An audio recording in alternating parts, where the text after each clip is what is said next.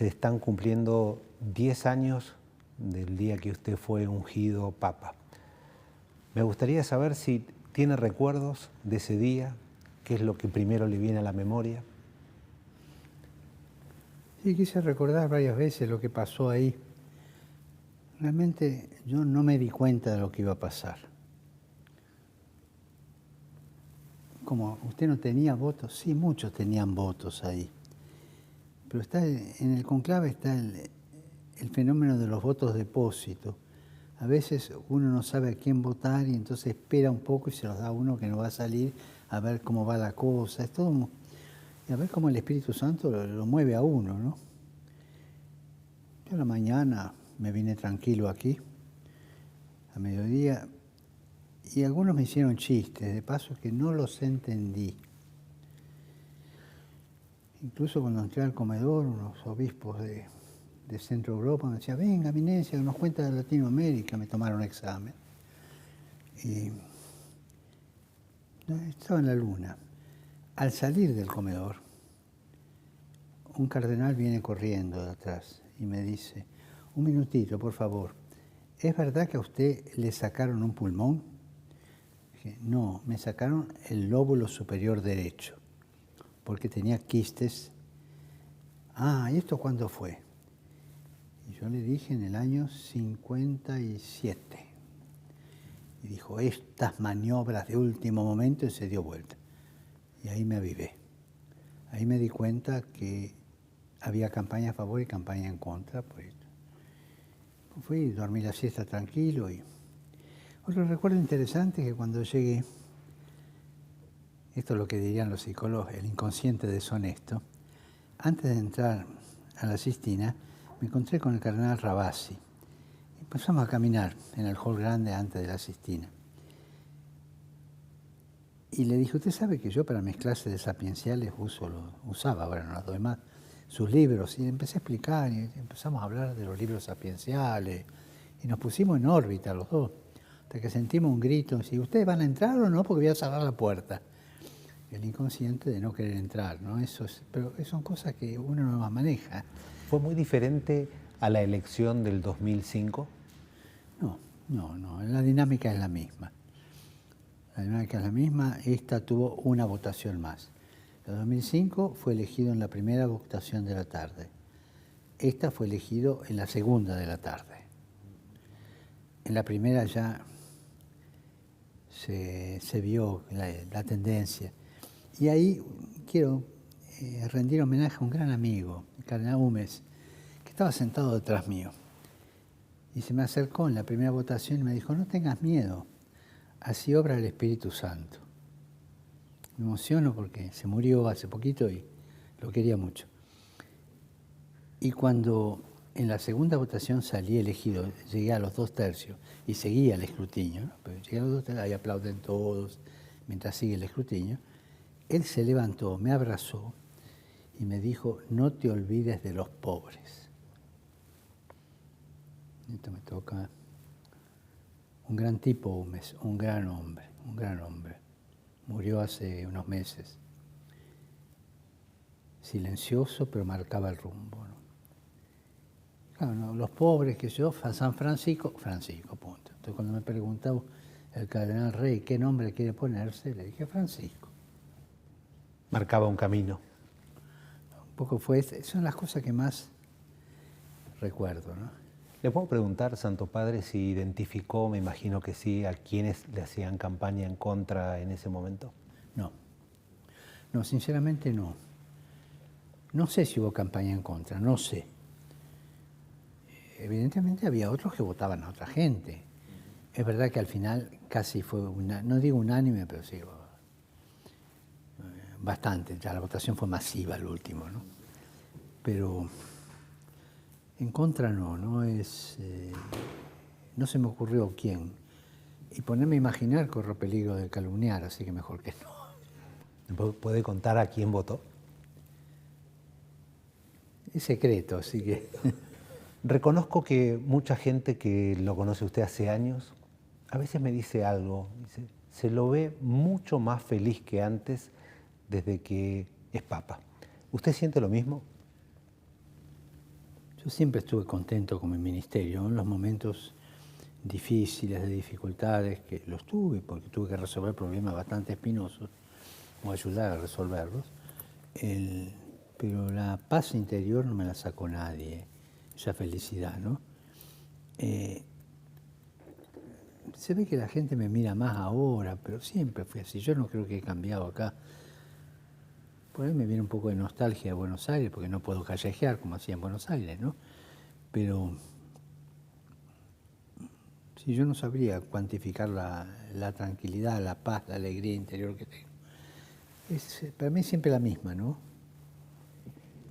Uno de los discursos o uno de sus conferencias que más me llamó la atención fue una de las primeras. Usted viajó a Brasil, habrá sido en el 2013 o 14, y en el regreso una periodista de la televisión brasileña le preguntó sobre el lobby gay y usted dijo, yo no soy quien, primero desmintió que haya un lobby gay o dijo, sí, puede ser parte de muchos lobbies, pero dijo, yo no soy quien para juzgar a nadie. Y después he leído también que usted hace referencia a que no hay que discriminar. La pregunta que tengo que hacerle es si, dejando la elección o la preferencia sexual, una persona que ha cumplido con el resto de lo que la Iglesia manda, ¿estaría en condiciones de comulgar? O le doy una vuelta y digo, ¿usted le daría la comunión? Lo que dije tres cosas sobre las personas de tendencia homosexual. Una en Brasil, que es la que usted menciona, y dije así, si una persona de tendencia homosexual es honesto y busca a Dios, ¿quién soy yo para juzgarla? En el viaje de vuelta de Irlanda, me preguntaban, dije, yo les pido a los padres que si tienen un hijo con tendencia homosexual o una hija, que los tengan en su casa, no los echen como castigo, que los acompañen. La tercera fue en la entrevista a Associated Press, donde hablé de la criminalización. Y la criminalización es un problema serio. Hay alrededor de 30 países que de un u otro modo tienen criminalizado esto. Y casi 10 la pena de muerte, ¿no? Casi 10. Son las 3 veces que hablé públicamente sobre el tema, ¿no? A mí la gran respuesta a aquello es Jesús. Todos, adentro todos. Cuando los exquisitos no quisieron ir al banquete, dice, vayan ahí al cruce del camino y llamen a todos. Buenos, malos, viejos, jóvenes, chicos, todos. O sea, la iglesia es para todos. Y cada uno resuelve sus posturas ante el Señor con la fuerza que tenga. Esta iglesia es pecadores. La iglesia de santos no sé dónde está. Acá somos todos pecadores. ¿Y quién soy yo para juzgar a una persona si tiene buena voluntad, ¿no? Si es más bien de la pandilla del diablo, bueno, defenderme un poquito, pero hoy día se pone mucho la lupa sobre este problema. Creo que hay que ir a lo esencial del Evangelio. Jesús llama a todos. Y cada uno resuelve su relación con Dios como puede, o como quiere, a veces quiere y no puede, pero el Señor espera siempre. Le voy a hacer otra pregunta vinculada con esta, y tal vez es la última, vinculada a lo teológico. Tengo amigos de mi misma generación que van por lo que se dice su segunda administración o con su segundo matrimonio. Están muy felices, se casaron muy jóvenes y tal vez no funcionó, y tienen hijos y los educan quizás en colegios católicos o en universidades católicas, y muchas veces tienen dudas sobre si pueden comulgar. ¿Me podría ayudar a entender? Sí, no podemos reducir una situación humana a una preceptiva. Papa Benedicto, que sabía de estas cosas, y era un gran teólogo, no iba a tocar el violín en teología, no, sabía. dijo 3 veces, en el Alto Adige una, en Piamonte 2 y tercera en Roma, que gran parte de los matrimonios por iglesia son inválidos por falta de fe. Y fíjese usted, a veces va a un casamiento y parece más bien que es una recepción social y no un sacramento, ¿no? Se casan, sí, cuando los jóvenes estos dicen para siempre, andás a ver qué entienden para siempre. Mientras dura el rollo, no sé. Y Benedicto decía, por esa falta de conciencia, gran parte son inválidos, ¿no? Y hay que tener en cuenta eso. No tienen conciencia de lo que es para siempre. Una señora muy sabia una vez me dijo, ustedes los curas son muy vivos, ¿eh? Para ordenarse de cura tienen que estar 6, 7 años en el seminario. En cambio a nosotros, para casarnos, que es para toda la vida, porque un cura puede dejar, en cambio para nosotros, que es para toda la vida, nos arreglan con 4 conferencias. Muy sabio. Por eso se habla siempre de un catecumenado hacia el matrimonio y los primeros años de matrimonio. Vuelvo a esto, para no caer en la disciplina de la comunión. Hay gente que el matrimonio es inválido, quizás no lo puedan probar, y ahí ya entra la conciencia del obispo. Aconsejo a los matrimonios separados que vayan a su obispo, que vayan y le presenten su situación. Le dije que era la última de algo teológico o vinculado a la iglesia y me equivoqué, no le mentí. Pero en estos tiempos se habla, y no sé los números, de que no hay tantas vocaciones, o quizás sí y no trascienden. Pero independientemente de eso, en el caso de que el celibato no fuese obligatorio, no que desaparezca el celibato, que no fuese obligatorio, ¿usted imagina que la existencia de sacerdotes con la posibilidad de estar casados, como hay en otras iglesias, podría colaborar para que más gente se sume al ser sacerdocio? No creo. De hecho, en la Iglesia Católica hay sacerdotes casados, todo el rito oriental es casado, todo el rito oriental. Acá en la curia tenemos uno, hoy mismo me lo crucé, que tiene su señora, su hijo, viene, va. Entonces no hay ninguna contradicción para que un sacerdote se pueda casar. El celibato en la Iglesia occidental es una prescripción temporal, no sé si se resuelve de un modo o de otro, ¿no? Pero es provisoria en este sentido, que no es eterna, como la ordenación sacerdotal es para siempre, te guste o no te guste. Que dejes o no dejes es otro problema, pero para siempre. En cambio, el celibato es una disciplina. O sea que podría revisarse. Sí, sí. Una cosa que se... Santo... De hecho, todos los de la Iglesia Oriental están casados, los que quieren, ¿no? Ahí hace una opción. Ante la ordenación, la opción por casarse o por ser célibe. Santo Padre, ¿sintió al principio, no sé si ahora, resistencia de parte de la Iglesia o de los obispos de Roma para algunas ideas o algunos cambios que usted impulsa? Bueno, la resistencia es como decía Pertini, ese gran presidente italiano, que siempre hablaba de la resistencia, ¿no? Y lo llamaban el chufi chufi, es decir, el que calienta el agua que con una resistencia. La resistencia es como una actitud de autodefensa siempre, ante cualquier novedad, ante cualquier cosa, ¿no? Yo sospecharía de decisiones en las cuales no hay ninguna resistencia. Ahí sospecharía. Puede darse alguna que otra, evidente, pero si no hay resistencia, está demasiado envaselinada la cosa, no va. La resistencia es normal. Yo sospecharía de un congreso, por ejemplo, donde se pelearan entre ellos, que no hubiera diversas opiniones, que no saltaran, que se resistieran a cosas del Ejecutivo y le votaran en contra. Un congreso pasivo no es congreso, es una escuela primaria o menos todavía.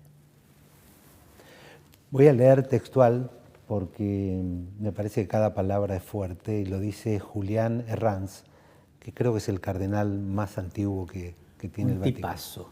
Está como 60 años acá en el Vaticano y dijo textualmente: he trabajado para 6 papas y todos han sido criticados. De los 6 pontífices quizás el diablo se ha cebado con 2, con Pablo VI y con Francisco, siempre para dividir a la Iglesia y obstaculizar la difusión del Evangelio. ¿Qué siente frente a esto? Herranz tiene experiencia. Herranz es médico, pues entró en el Opus Dei, se ordenó sacerdote y tiene 92 años. El otro día me escribió una carta muy simpática. Estoy muy cercano a Herranz, es muy amigo, muy amigo. Y no sabía que había dicho esto alguna vez, ¿no? Sí, no puedo juzgar si es verdad o no. Pero a veces hay, sí, resistencias, pero de las malas, no las buenas. Las resistencias buenas es que si yo hago un proyecto, bueno, veamos un poco, que se discuta, que se madure. La resistencia mala es la que se discute por acá y se va por atrás buscando la traición también. Pero o soy ingenuo o no les hago caso. Se han resuelto las que ha habido. Y si hay alguna, está ahí en el rincón, escondida, y se hablan entre los que la sostienen, ¿no? Al borde del cisma, es eso lo feo, ¿no? Por ejemplo, el caso de algún obispo americano, uno muy conocido, ¿no? Que está ahí, que fue nuncio. Uno sabe si ese hombre es católico o no es católico, está ahí en el borde, ¿no? Por esas resistencias mal manejadas, ¿no? En la Iglesia, desde el inicio hubo resistencia. Cuando San Pablo cuenta, y yo me le encaré a Pedro, y le dije que era un hombre sinuoso, que no hablaba de sinuoso, una palabra que como si fuera de 2 caras, ¿no? Y que por qué se hacía con los judíos que no comía carne y con los otros sí. Lo encaré. Y eso no es resistencia, eso ayuda al gobierno. Cuando me hacen críticas de frente, las agradezco. Por ahí no me gustan, pero las agradezco. ¿Algún cardenal vino y le dijo que no dé tantas entrevistas? Sí, uno. ¿Cómo lo sabe? Bueno, es mi trabajo, es mi trabajo. Uno y hace 2 meses. Le voy a preguntar algo, no lo tome mal, sobre su vida cotidiana. Lo primero, lo vi caminando muy, muy bien, pero hace unos meses lo vi en fotos en sillas de ruedas. ¿Podría contarnos qué ha ocurrido? Fue una cosa medio extraña. El origen, en el fondo, es que a mí me dolían los tendones, por inflamación parece, y caminaba mal. Y ese caminar mal rompió un huesito en la rodilla. El médico me dijo, hay que operar. Yo dije, otra vez, llevo anestesia de 6 horas de operación hace 1 año y meses. Y la anestesia tarda 2 o 3 años en irse, ¿no? Los efectos. Y no, pero es local, me dice. ¿Y qué va a poner? ¿Agua destilada ahí? Entonces dije no. Wow. Y el fisioterapista me dice, no, esto con megatoterapia, láser y un poco de fisioterapia se puede curar. Y logró que se soldara el hueso. Que yo ahora estoy rehabilitándome de todo eso, es decir, estirando los tendones, los músculos. El hueso está bien, eso es lo que pasó. ¿Cuántas horas duerme por día aproximadamente? 6. 6. Y después de almuerzo una media horita. ¿De siesta? Sí, media hora. ¿Y de noche que es de 10 a 4? ¿De 10 a...? De 10 a 4. De 10 a 4. Es eso. Sí. Bien. Una curiosidad, en el libro El Pastor, he leído muchos libros sobre usted, he visto casi todos los reportajes. 2 libros me reconozco que me ilustraron mucho, uno el de Elisabetta Piqué y otro el de Sergio Rubin. Y ya no recuerdo en cuál de los 2, usted comenta que desde 1990 no ve televisión. Sí. ¿Puedo saber por qué? Sí, el 15 de julio del 90. Estaba ahí con la comunidad viendo televisión y aparecieron unas cosas que no hacen bien al corazón. No cosas pecaminosas, pero esos relativismos que van debilitando el corazón, ¿no? Yo me levanté, pues no me gustaba, me fui. Un poco inquieto, ¿no? O sea, ¿por qué me fui si no era para tanto, ¿no? Y al día siguiente, eso fue el 15 de julio de la noche, al día siguiente en la misa de la Virgen del Carmen, sentí que no tenía que verla. Punto. Y dije que basta, y hice la promesa. No es una cosa totalmente cerrada. Por ejemplo, cuando asume un presidente, cuando estaba en Argentina, y asumía alguno, fui a ver televisión. Cuando me murió Perón, vi televisión. Vamos, vi el acto nomás. Cuando se cayó el avión ese en el Alto Parque, ahí también vi televisión, ¿no? Me permito una cosita, pero breve. Pero en general no veo para nada, ¿no? No veo. Cuando jugó la selección argentina en el Mundial, ¿la vio? No la vi, estaba reunido acá con 6 pilotos de Alitalia con sus esposas, estaba reunido acá. Y en un momento que fui a buscar algo, cuando volví uno me dijo, va ganando 3-0, 2-0 o 3-1, no me acuerdo. Y está bien, dije. Pero eso me hizo pensar una cosa que me permito decirla sin querer ofender, porque yo soy argentino también. Pero un poco nuestra idiosincrasia. Vea los 2 partidos, el de Holanda y el final. Se comienza ganando 2-0, 3-1, todos felices los argentinos. Nos vamos al segundo tiempo y se termina ganando los 2 por un penal, por casualidad. Los argentinos tenemos eso, empezamos con entusiasmo las cosas y tenemos una cultura, no sé, al menos yo la tengo, de dejar a la mitad. Y como que ya nos damos por vencidos antes de tiempo, o vencemos antes de tiempo, sea lo positivo o lo negativo. Nos cuesta terminar el perfil de las cosas, ¿no? Es una reflexión mía en base a estas 2 cosas objetivas, nada más. Antes me dijo que extrañaba, corretear es la palabra. Callejear. Callejear por la ciudad de Buenos Aires. ¿Qué otras cosas, si es que extraña de la Argentina? Bueno, eso es muy fundamental porque eso me tenía en contacto continuo con la gente y eso es muy variado, ¿no? Cosas que me quedan muy grabadas, ¿no? Y que me cambiaron a veces mi actitud. Cuando tenía que tomar el colectivo que pasaba por la cárcel de Devoto, tenía que ir a una parroquia por el de Devoto, varias veces me sucedió esto, estaba la cola, y miraba y casi todas eran las madres, Y pensando siempre sobre la madre de un recluso, ¿no? Lo que siente esa mujer, lo que siente ese hijo. Y eso me fomentó en mí una especial cercanía a los presos, ¿no? Yo todos los años, para el Jueves Santo, voy a lavar pies a una cárcel. Entre paréntesis, quiero decir una cosa que la aprendí acá. Los directores de cárceles son muy buenos acá. Son muy buenos, pero muy mejores son las mujeres. Una mujer directora de cárcel, no sé cómo hace, pero tiene una capacidad de manejo, una capacidad de cercanía. Es otro clima, una cárcel dirigida por mujeres y una de hombres.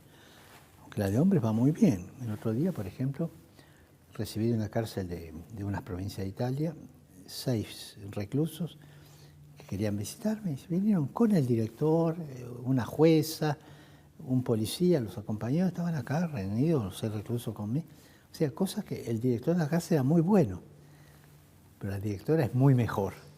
¿Por qué? No sé, es la maternalidad, ese modo. Tengo anécdotas de esto. Claro, todos los Jueves Santos voy, así que veo cosas diversas, ¿no? Hay muchas más mujeres trabajando en el Vaticano, ¿no? Sí, y es necesario eso. Hay algo que... el machismo es malo. Y a veces el celibato te puede llevar a un machismo. Un cura que no sabe trabajar con las mujeres, le falta algo, no está maduro. El Vaticano era muy machista todo, pero parte de la cultura, no es culpa de nadie, siempre se hizo así. Ahora están trabajando más. Un ejemplo, el Consejo de la Economía son 6 cardenales y 6 laicos. Los laicos, 2 varones, por supuesto. Hubo que renovar y puse un varón y 5 mujeres. La cosa cambió así. Había que nombrar vicegobernador en el Vaticano. El gobernador es el cardenal tiene 80 y... No, no tiene 80, tiene 78 más o menos, ¿no? El cardenal Vergés, un español, capacísimo. Había sido secretario del cardenal Pironi, un hombre de mucha experiencia, ama la Argentina. Y en vez de poner un vicegobernador, puso una vicegobernadora. Y él se siente mucho más ayudado porque resuelven, las mujeres resuelven y resuelven bien. Una vez recibí a una jefa de gobierno de altísimo nivel, madre de familia, profesional, y después se dedicó a la política y le está yendo bien. Y le pregunté cómo había hecho para resolver un conflicto muy difícil que había habido en ese lugar.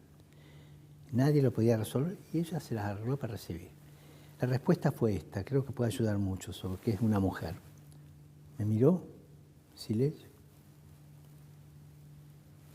¿Cómo hacemos las mamás? ¿Qué quiso decir? No sé. Pero como hacemos las mamás, resolvió el problema. Tienen otra metodología las mujeres. Tienen un sentido del tiempo, de la espera, de la paciencia diverso al hombre. Esto no hace disminuir al hombre, son distintos y tienen que complementarse. ¿Es cierto que no usa teléfono celular? Nunca lo tuve. Nunca. Cuando me hicieron obispo me regalaron uno, en el 94, en 92, que en aquel momento era un zapato, así era. Y yo dije, esto jamás lo voy a usar, dije yo. Bueno, hacé una llamada. Bueno, ahí delante de que me lo regaló, llamé a mi hermana. ¿Cómo te va? Corté, se lo devolví. Nunca más. Y nunca más. Y me da una libertad muy grande. Me entero de todo. Quien me quiere llamar, tiene mi teléfono o deja el llamado y yo rellamo después. O sea, para mí no es un impedimento. Eso sí, reconozco que mis secretarios tienen celular. Bien. ¿Y eso significa que no ve Twitter, Instagram, Facebook? No, ese mundo no. No. Pero alguien le cuenta. Sí, estoy al día. Y escribo a mano. A ver, ¿cómo es Sí, eso? la cosa es así. Cuando estudiaba en Alemania, compré una máquina de escribir en esos Angebot que tienen los alemanes, por 45 marcos, era que una cosa. Ellos los viernes se sacan de encima todo lo que pueden. Y le tomé cariño, era memoria de una línea. Me la llevé a Buenos Aires cuando volví. Y la usé hasta que vine para acá, y ahí quedó. Y después yo agarré a mano. ¿Y un mail cómo lo manda? ¿Un mail, un correo electrónico, cómo lo envía? A mano. Pero se lo da a alguien. Y se lo doy al secretario y él lo manda. Porque sé que mail envía a gente que vive en distintas partes. Usted habrá visto cómo lo resuelve. Algunos. Bien. Ojo, no quiero decir que mejor que el otro, no. Es un límite, que tengo una incapacidad. Vamos a hacer. ¿Cuándo fue la última vez que tomó vacaciones? En el 75. 1975. No, a ver que me estoy perdiendo. Sí, 76 cayó Isabel, ¿no? Sí. 24 de marzo. Ahí se estaba hablando que había un golpe militar que venía el 76. Y el 75 en Mar del Plata con la comunidad, la comunidad tenía una casa en Mar del Plata y fui ahí con la comunidad. El 76 le dije, mira, se habla de un golpe, yo no quiero dejar solo esto, era provincial en aquel momento, andate. Además estaba preparando la mudanza de la curia provincial a San Miguel, que justo el día se hizo el 24 de marzo la mudanza. Y me quedé en casa y ahí le tomé el gusto a otro tipo de vacaciones. Leer más, escuchar música, rezar más, descansar más. Y ese estilo me terminó gustando, ¿no? Y es que repito siempre. Santo Padre, ¿reza alguna hora en particular en su habitación, en la capilla? ¿Dónde reza? A la mañana celebro misa enseguida si es que no tengo misa afuera. O sea, a las 6 de la mañana tengo la misa. Antes ya hago un poco de oración y después también, ¿no? O sea, me levanto a las 4, a las 5 ya estoy rezando ahí en mi cuarto. 6 menos 10 me voy a la capilla y ahí celebro misa. Generalmente solo o con algún cura que viene y me acompaña, y eso me ayuda. Cuando hay otro me ayuda más, ¿no? Y después ya empieza el día, ¿no? Le voy a leer 4 definiciones suyas muy cortitas y usted me dice si las puse en un orden correcto y si las estoy interpretando bien. No condeno al capitalismo, tampoco estoy en contra del mercado, de ninguna manera está mal producir riquezas para el bien de todos y debe reconocerse al que crea trabajo. ¿Es correcto? Correcto. ¿Por qué algunos medios o algunas personalidades lo ven a usted como una persona que tal vez no está a favor del capitalismo? Tienen esos preconceptos ideológicos que te clasifican a la persona antes de escucharla, ¿no? Escucharla, después hablar. El que dio un paso muy grande en el capitalismo fue San Juan Pablo II, que habló de economía social de mercado, ¿no? El capitalismo de mercado. O sea, lo matizó como algo lícito. No es malo en sí mismo. El opuesto sería el comunismo despersonalizante. Ambos son despersonalizantes y exageran. Pero una economía de mercado social, como esa palabrita social que le puso San Juan Pablo II, creo que es la que la adecua al pensamiento de la Iglesia, ¿no? Después se progresó mucho más en esto, ¿no? Pero esa definición llamó la atención en su momento. La pregunta que sigue tiene que ver con algo que para todo humano es algo que sabe que va a pasar y no sabe cuándo nunca, que no sabe cuándo, que es la muerte. ¿Usted, máxima autoridad de la Iglesia, le tiene temor a la muerte? No. No, sé que va a venir. Alguna vez que me pareció que podía haber riesgo, me preparé, cuando tuve que hacer la operación, que ya era riesgosa. Pero lo que le pedí al Señor que no me agarre inconsciente, eso no, que al menos la vea venir. Dicen que es raro que exista el miedo a la muerte. El miedo es verla venir. Así que verla venir para saber el fin, ¿no?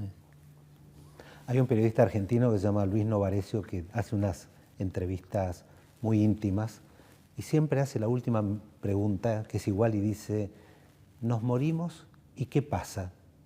¿Qué piensa usted que pasa en el momento siguiente? Y va a haber una luz muy grande, una felicidad muy grande, un encuentro muy grande en el camino del encuentro con Dios, ¿no? Alguno pertinaz por ahí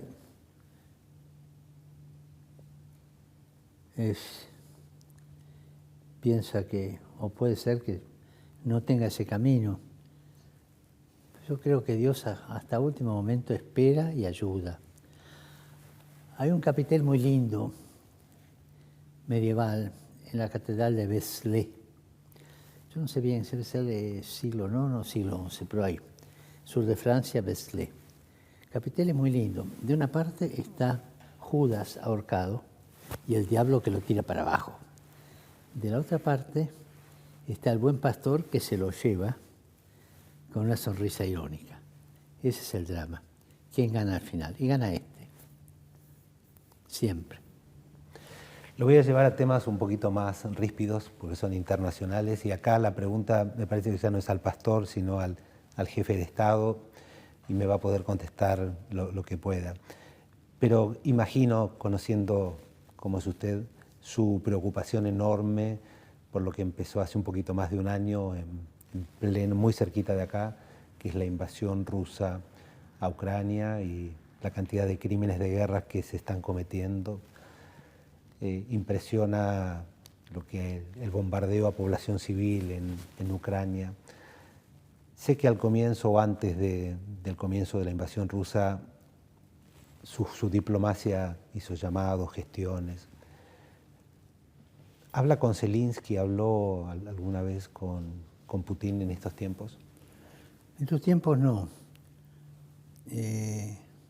Hablé con el embajador ruso, una dignísima persona, excelente. Y he venido fui una vez allá, él vino acá varias veces.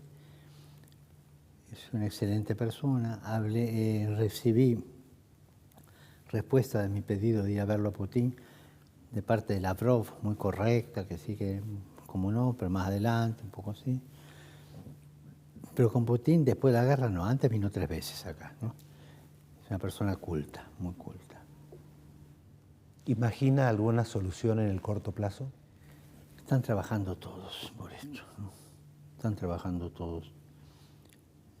Modi puede hacer algo, no sé.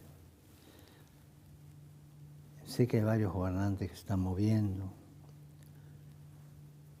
Hay un grupo israelí que se está moviendo bien, ¿no? Pero no sabemos en qué puede terminar, ¿no? Es trabajar por la paz. Pero yo quisiera marcar una cosa sobre la guerra. A nosotros esta guerra nos duele mucho porque la tenemos al lado. Pero el mundo está en guerra desde siempre, al menos desde hace un siglo. Nos olvidamos del Yemen, por ejemplo. Los chicos del Yemen. Nos olvidamos de los Rohingya, Myanmar, todo ese drama de guerra. Nos olvidamos de Goma, con el norte del Congo y Ruanda. Todo. Claro, como esta guerra es del barrio de al lado, ya la tenemos cerquita, ¿no? Y por eso nos llama la atención. Pero no paramos de guerrear.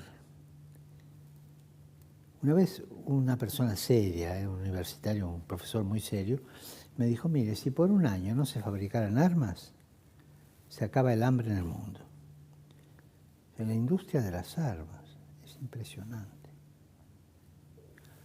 Hace 4 años, creo, llegó de otro país de Europa en un barco relativamente chico, no tan grande, un cargamento de armas para Yemen, a Génova, para pasar a un barco más grande que iba a Yemen. Y los estibadores no quisieron cargarla. Un gesto, pero no es nada. La industria de las armas es impresionante.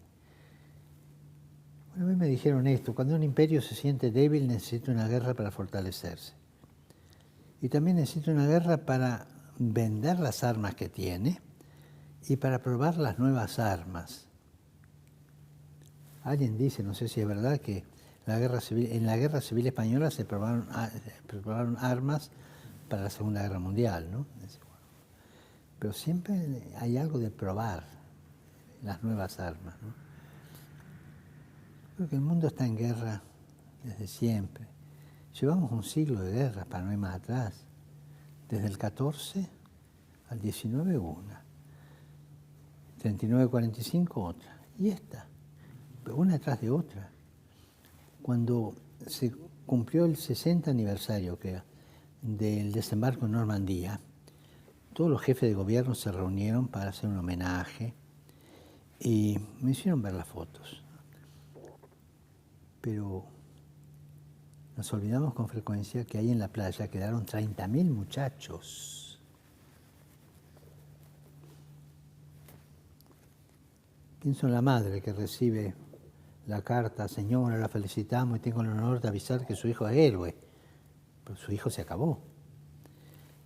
Todos los 2 de noviembre voy a celebrar misa a un cementerio. Una vez fui al de Anzio, que es el famoso desembarco americano acá cerca de Roma, ¿no? Cementerio americano. Miraba las tumbas, 19, 20, 22 años. Eso es la guerra. Cuando hice un viaje en Rumania y en Eslovaquia, fue los lugares, tuve que pasar por varios pueblitos porque no se podía usar el helicóptero uno y otro porque el camino era ese. Y la gente sabía la hora que se pasaba, porque estas cosas se saben enseguida por la radio. Y estaban esperando afuera de los pueblitos, delante de las casas, para saludar. Eran chicos, jóvenes, matrimonios jóvenes, todo. Pero viejos eran las viejas nomás. ¿Y los viejos dónde están? No están. Quedaron en la guerra del 39-45 atrás. Las últimas 3 preguntas tienen que ver con América Latina. Infobae es un medio regional, principalmente de habla hispana. La primera tiene que ver con Venezuela. Mientras viajaba hacia acá, leí completo el informe Bachelet de Naciones Unidas y yo no lo había leído con tanta profundidad y vi que habla de violaciones, descargas eléctricas, presos políticos, desaparición forzada de personas. Me hizo acordar quizás a la noche oscura que vivió la Argentina con la dictadura militar. Pero 40 y tantos años después, ¿ve alguna luz de esperanza en que pueda modificarse el régimen de Venezuela? Pienso que sí, porque son las circunstancias históricas las que van a obligar a cambiar el modo de diálogo que tienen, ¿no? Pienso que sí. La O segunda... sea, nunca cierro la puerta a posibles soluciones, al contrario, la fomento. La segunda tiene que ver con Nicaragua. Nicaragua en un primer momento parecía tomársela solamente con los opositores o con aquellos que pensaban diferentes. De hecho, acaban de expulsar al destierro a 220 opositores, 222. Pero también veo un ataque muy fuerte a la Iglesia Católica. Echaron al nuncio, ahora prohíben las procesiones de Semana Santa. Y una frase del mandatario diciendo: los obispos, los curas, los papas son una mafia. ¿Qué piensa de esto? Yo ahí, con mucho respeto, no me queda otra que pensar en un desequilibrio de la persona que dirige. Ahí tenemos un obispo preso, un hombre muy serio, muy capaz. Quiso dar su testimonio y no aceptó el exilio. Es una cosa que es fuera de lo que estamos viviendo, es como si fuera a traer de dictaduras del 17, comunistas o hitlerianas del 35, traerlas aquí las mismas, ¿no? Es un tipo de dictaduras groseras, o para usar una distinción linda de Argentina, guarangas. La última de América Latina es sobre el narcotráfico. El narcotráfico ha tomado estados, ha penetrado gobiernos, de México hacia el sur. Bueno, Argentina está viviendo algo horrible en Rosario y tal vez en otras partes donde no tiene tanta prensa o publicidad. En estos tiempos hay distintas corrientes de pensamiento que ven como una posible solución, y digo posible porque es un tema que desconozco, que tiene que ver con la despenalización o con la legalización del consumo. ¿Usted cree en eso? No, en principio no creo, le digo la verdad. No profundicé en ese asunto. Pero me parece que es como, por un ejemplo, guarango, de la mano, ¿no? Como el hijo que le pega a la madre, y bueno, para solucionar el problema le vamos a cambiar el látigo, que no sea tan dañoso, y le vamos a un látigo más suave, ¿no? Son cosas de destrucción. El problema de la droga es la destrucción de la propia persona, de la mentalidad. Te destruís. Es autodestrucción. Las últimas dos preguntas. La primera es muy humana, si alguna vez llora, y si llora, ¿cuándo fue la última vez que recuerda haber llorado? Sí, de vez en cuando lloro a escondidas, ¿eh? En público una vez no pude reprimirme, que fue por la guerra, estaba diciendo un discurso y ahí me salió, solo no pude reprimirme, ¿no? Pero a escondidas, que los psiquiatras interpreten. Yo no me interpreto. Yo, a veces este tipo de presiones, solo. Bueno, y la última, espero llevarme una respuesta. Yo vi la final de fútbol. Yo no estoy viviendo en Argentina, estoy viviendo en los Estados Unidos, pero viajé especialmente a la Argentina porque quería ver si ganaba Argentina ese festejo y fue un momento, una catarsis maravillosa en una sociedad muy sufrida. Cuando hablo con amigos, a veces escucho y mucha gente dice, algo similar podría llegar a ocurrir si el Papa Francisco visita la Argentina? ¿Piensa en eso? ¿Sueña con eso? ¿Tendremos la posibilidad? Pensé en eso, estaba planeado en diciembre del 17. Se iba a ir primero a Chile, a Argentina y Uruguay, más o menos el plan era ese. ¿Por qué sucedió? Que Bachelet terminaba su gobierno y las elecciones eran precisamente por esa época. Entonces tuvimos que pasar a Chile en diciembre y ya ir en enero a Argentina y Uruguay. En enero no encontrás ni el gato. Entonces se cambió el programa y se hizo Chile y Perú y quedó Argentina y Uruguay para después. Y ese después es lo que estamos esperando la coyuntura. O sea que no hay una negación de ir, no, de ninguna manera, estuvo planeado el viaje. Estoy abierto a que se dé la oportunidad. ¿De qué dependería eso? Miles de factores, miles de factores. ¿Te puedo pedir 2 o 3?